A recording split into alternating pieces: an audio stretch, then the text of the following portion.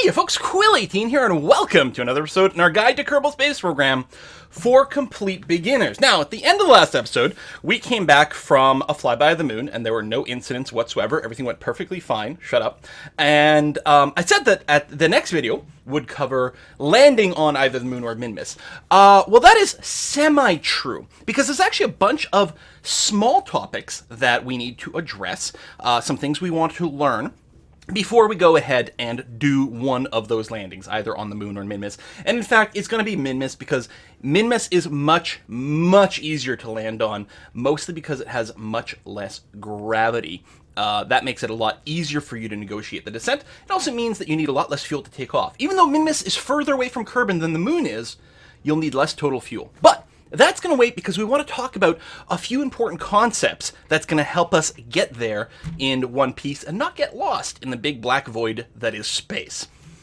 Today, what we're going to do is we're going to talk about the single most powerful part that you can add to any spaceship in Kerbal Space Program, and that is the almighty fuel duct.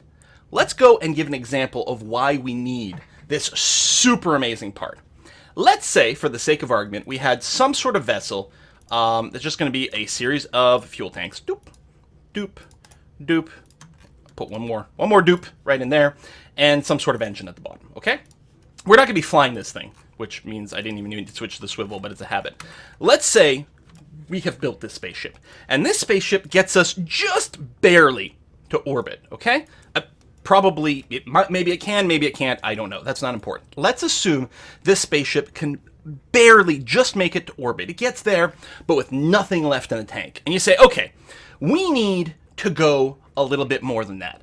And you know that the engine and the weight of things, you can't just add more fuel to this stack because then it's going to be too heavy and it's not going to move off the launch pad. So you think, I know what I'm going to do. I'm going to hold Alt and click here just to make a copy of the stack for convenience. And what I'm going to do is I'm going to turn on maybe symmetry mode. And I'm going to go and just stick on more fuel tanks and more engines at the bottom. And this will carry me to the far heavens. And then you go and you launch this and you realize that once again, you just barely get to orbit. And how is that possible? I've gone and tripled the amount of engines and tripled the amount of fuel that I've got here. Why am I not getting any further with this setup than I did with this setup?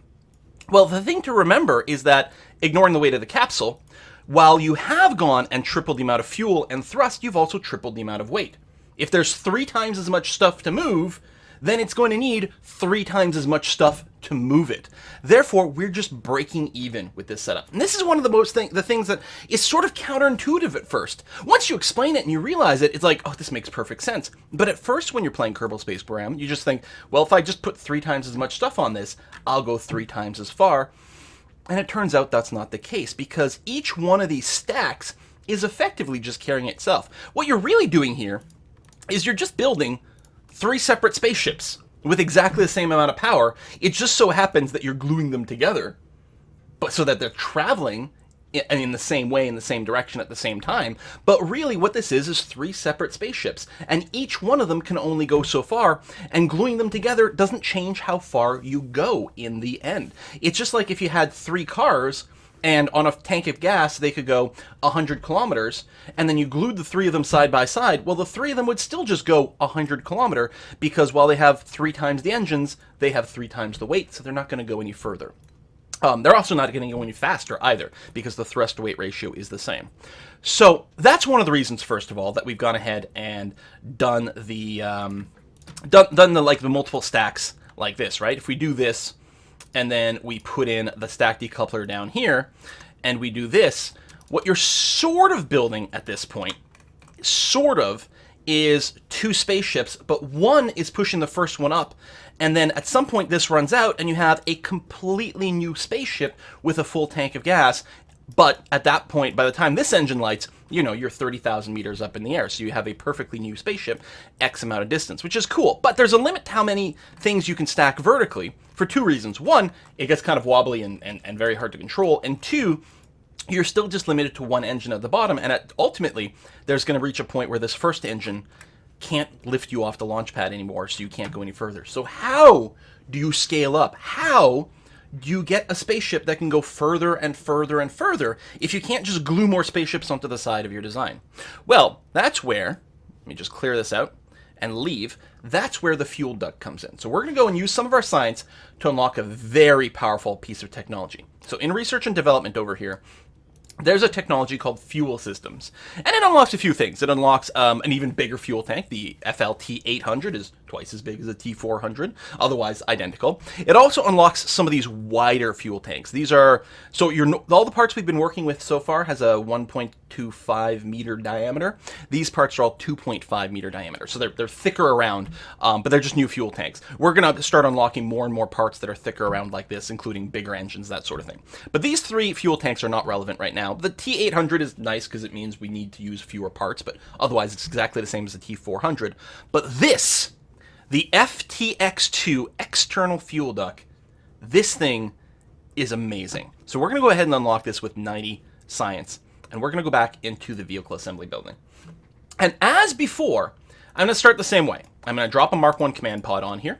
I'm going to, tell you what, I'll use the T800 fuel tanks here just because I'll need fewer parts. And then we'll stick an engine on the bottom. Like that. Now, again, let's say this is an engine, this is a ship that can just barely get us to orbit. If we went and copied this and glued it onto the side, like this would still just barely get us to orbit because, again, even though we have 3 times as much power and 3 times as much fuel, we have 3 times the weight. This will not go any further than that. However, if we make one tiny change, if we go into coupling over here and we grab a radial decoupler and we do this, okay, the small change that makes this really incredible is if we go back into fuel tanks over here and we grab the external fuel duct. With this selected, what we're going to do is we're going to click on one of the side tanks. Again, we're in symmetry mode, so it's going to do both at the same time. But we start from one of the outside tanks. Doesn't matter if we take the top, the bottom, or the middle. Makes no difference whatsoever. We're going to click here, and then we can drag this line here. And I'm going to drag it to one of the middle tanks. Again, it doesn't matter if it's top, middle, or bottom. Makes no difference. This fuel duct does one thing and one thing only. It is constantly trying to drain fuel from the left-hand side here and dump it into the right-hand side. So it drains fuel from the source and delivers it to the destination. And it's doing this constantly. And if we have this going on, and if we take our middle engine and move it down to the bottom, so now what does our staging look like? When we hit the spacebar, all 3 engines will fire. When we hit the spacebar again, the 2 boosters on the side will detach and be left. But what happens in that case? In that case, right from launch, all 3 engines are burning. But as they are burning, this middle tank sequence is constantly being topped off, which means the only fuel that's being drained is from the 2 sides. So at some point, we're going to end up in a situation where both side tanks are completely drained. We will go and decouple them, leaving them behind, and we are left with a central stack that is 100% full of fuel. We have a brand spanking new fresh spaceship in the middle here, despite the fact that this engine has been burning the entire time and helping us go up. That is the true power of these fuel ducts. Because, again, if this middle stage was enough to just get us to barely to orbit by itself, well, with all of this going, again, we're going to be a certain height above the ground by the time we drop the 2 side boosters, and then we still have this fresh, brand new spaceship ready to go. And we can go a lot further with this setup. And again, if we didn't use this setup with the decouplers and the fuel ducts, even though we'd have just as many fuel tanks and just as many engines, we wouldn't go any further than just barely getting to orbit. And for various values of air drag and gravity drag and things like that, but, you know, we're hand-waving that away. Can we take this a step further?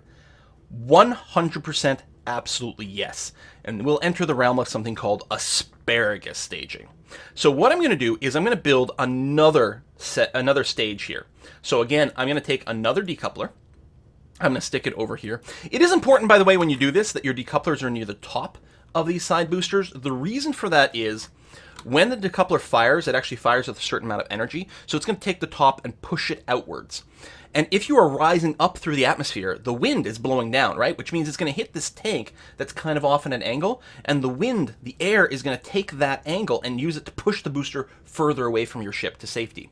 If your decoupler was at the bottom, it would kick out the bottom part of the booster, and then you'd end up with an angle that looks like this, which means when the air hit it from the top, this angle would cause the booster to get knocked into your ship, possibly causing you to explode. So keep your decouplers higher up if you can.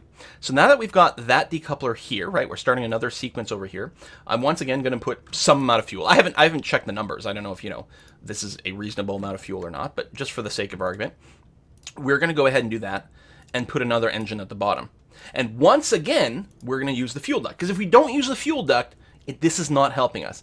We're going to take this fuel duct, and once again, I'm going to click on, it doesn't matter which of these 3 tanks. Effectively, these 3 tanks are one giant gas tank. It makes no difference whatsoever.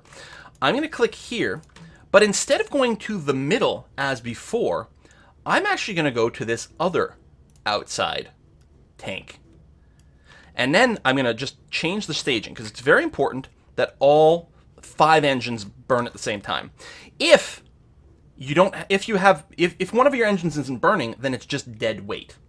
So you want all of them to go at the same time. If by any chance 3 engines is enough to cause this to lift off the ground, you'll probably be better off taking these engines off like this. If these 3 engines are enough to get you going, then you're better off doing this and saving the 1.5 tons of the engines, actually 2 of them, so saving 3 tons worth of weight. But most likely, you will need all the engines to help you lift off the ground, because this is all very heavy. So we want all 5 engines to go at the same time. Oops, I missed one. There we go. All 5 engines to go at the same time. But what's happening while this is burning? Well, these 2 new stages, these are the outermost stages, right? Look at this. This flows into there, and this flows into the middle. And the same thing happens on the other side because of symmetry. So the way to think about it is that all 5 engines are effectively being fueled by this fuel tank and this fuel tank over here. These 2 outer fuel tanks are the only things that are going to get drained, because these are constantly flowing into the side and these are constantly flowing into the middle. So the only one that's going to empty are these 2 on the outside. And then at some point, we're going to decouple and drop them off. And what do we have? We have a brand spanking new spaceship with 100% fuel comprised of these 3 stacks, the middle one and then the one on the left and the right. All 3 of these are going to have 100% fuel. And they're going to keep burning and going and going and going and going. And at some point, the 2 on the outside will be empty, at which point we will decouple them. And what are we left with? Just the middle stack, but it will have 100% full fuel tank, despite the fact that this engine has been running right from the start. Let's go and give this a test. I'm assuming 170 times 5. Yes, okay, this will lift off. That's going to be fine. I'm going to go ahead and put some little nose cones on there and nose cones on there. Nose cones add a little bit of weight, but they're actually really light, and the aerodynamic savings will be significant. Now, if I were to try to launch this as is, well, there would be one problem in that these side stacks here would wobble quite a bit because they're only attached at the top. So the bottom would probably flail around quite a bit. So to prevent that, we're going to go and, oh, we haven't unlocked it. We need a strut. So let me go ahead and save. I'll keep it saved as Untitled Spacecraft. That's fine. We're going to have to unlock one more technology to complete this example, and then we'll be wrapping up this video. In your research and development, the technology here for general construction, this unlocks a lot of cool stuff. It unlocks the Mark I crew cabin, which has a crew capacity of 2. You can't steer from here, but you can bring passengers with you, which is kind of neat for tourism things or other types of missions. The fuselage is literally just an empty can. It does nothing other than, if especially useful for maybe space planes, because you need or just airplanes, because you sometimes need some extra length just to make your air surfaces sort of make sense, and a few other bits. This is a Rockomax decoupler. It's one of those 2.5 meter parts, and so on. We're gonna use the strut connector here in a second. We'll also probably use the launch enhancer because it is handy, but it also just looks really cool. So we'll unlock that technology. So under structural over here, we're gonna take the EAS4 strut connector, and it works very similarly to the fuel line in that we click on one part and then we click on another to connect these 2 up. These struts will provide stability and hold things in place on the bottom. They're quite strong, actually.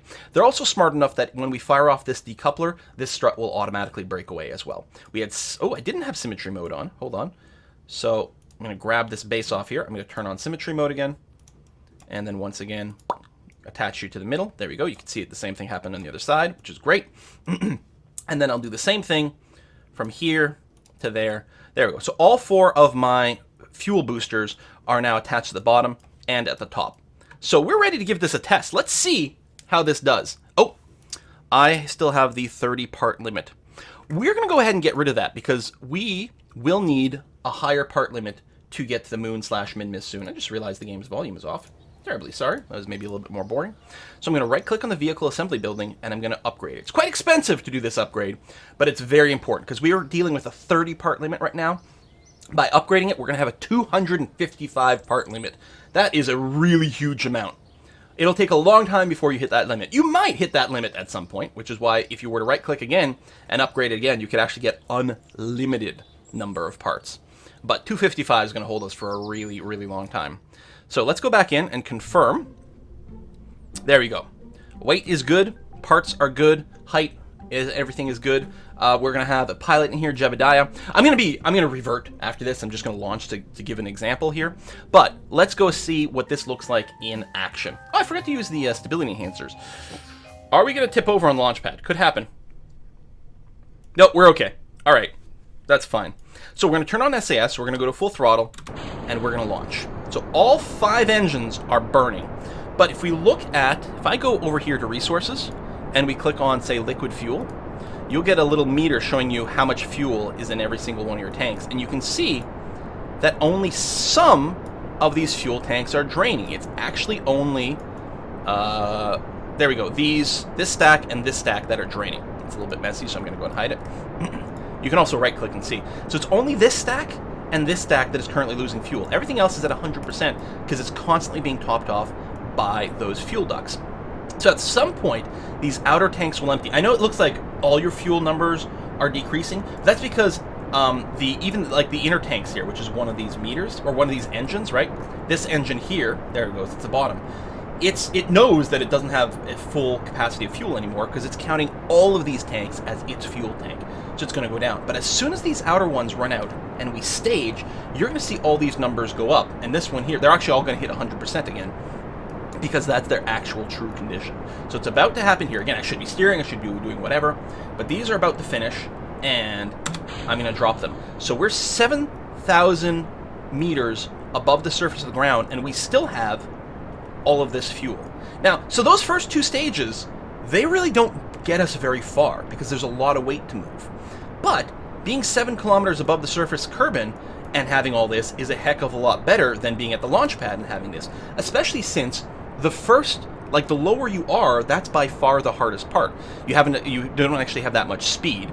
So it really, like getting to space is always about changing speed. Like looking at the distance is a little bit misleading. Because by the time we're there, we actually have put in a substantial amount of the speed that we need to reach orbit. Actually, if we check the map right now, our Asparagus is climbing quite a bit already.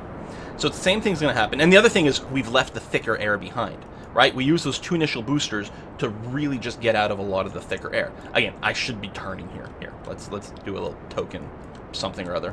All these are gimbling engines. One of the things to note is I don't have to only use swivel engines for this, because you want the swivel engines because they let you steer, right? They have thrust vectoring. But if you have 5 engines, you don't need all of them to be steering, which is quite interesting because the Reliant engines, which don't have thrust vectoring, are more fuel efficient, they are more powerful, and they're slightly lighter. So probably what we could have done is on that first stage, we probably could have used a couple of Reliant engines just to get a little bit more oomph out of all this. So again, if we wait here, we will eventually run out of fuel in the outer stages. Again, this final stage engine is calculating all of these as if it was its fuel tank, which is why it's going down. But as soon as we stage and we dump off all these empty ones, this middle one is going to once again report that it's 100% full. And think about what's happening here. We're already in space. We've got an apoapsis of like insanity high. And suddenly, wait for it, these are about to run out. There we go. So we have 100% fuel on this spaceship, despite that fact that we're already way higher than we'd ever need to be to reach orbit. And we still have a completely brand new spaceship over here. Unbelievable.